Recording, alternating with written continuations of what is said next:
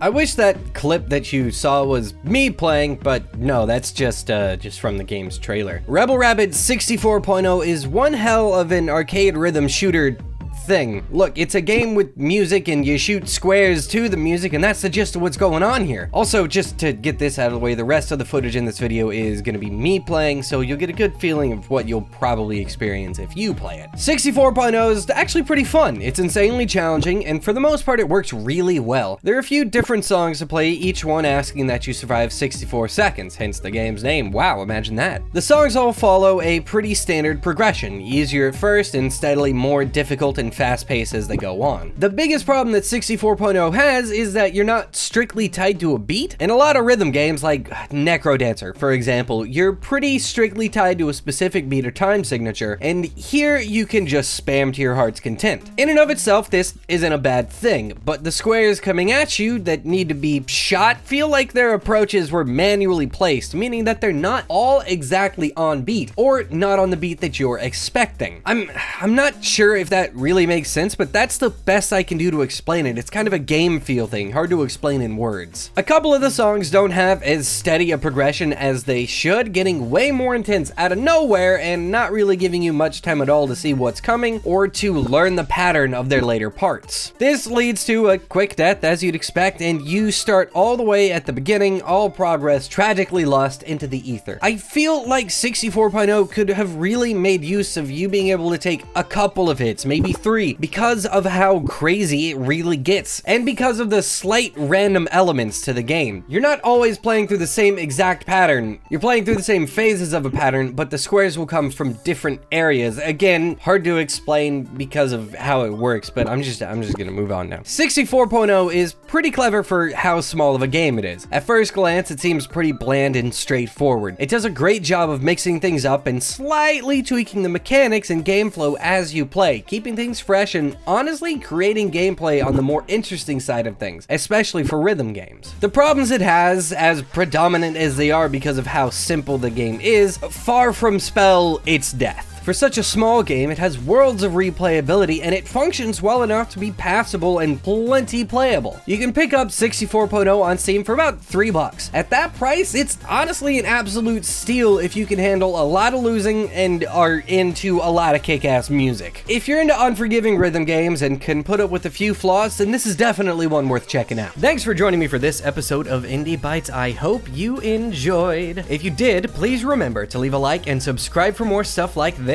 Be sure to check out the other content that we put out on this channel, and remember to drop me a line here on Twitter or through email with any game recommendations that you've got. You can find all that stuff down in the description below. I'll see you next time. Bye!